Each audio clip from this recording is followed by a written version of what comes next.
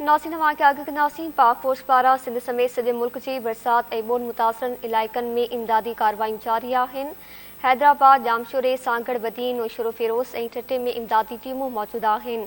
ISPR पारां 2 helicopter Karachi मां रवाना थी विया आहिनि, जेकी सिंध जे मुख़्तलिफ़ इलाइक़नि में इमदादी कमनि में रुधल आहिनि।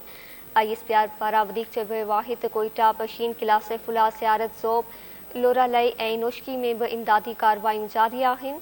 नसीराबाद, तसबेला ऐं दुखी में रिलीफ तोड़े मेडिकल कैंपूं क़ाइमु कयूं वियूं आहिनि।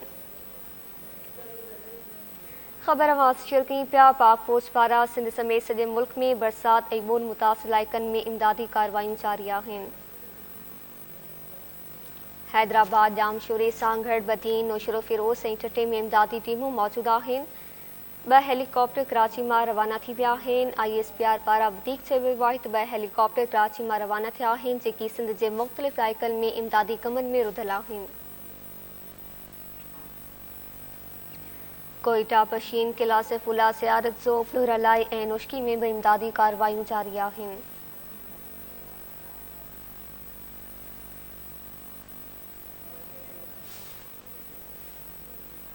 नसीराबाद, तसबेला ऐं दुखी में रिलीफ तोड़े मेडिकल कैंपूं क़ाइमु कयूं वियूं आहिनि। ख़बर वासिर कई पिया पाक फ़ौज पारां सिंध समेत सॼे मुल्क में बरसात ऐं ॿोॾि मुतासिर इलाइक़नि में इमदादी कार्रवायूं जारी आहिनि।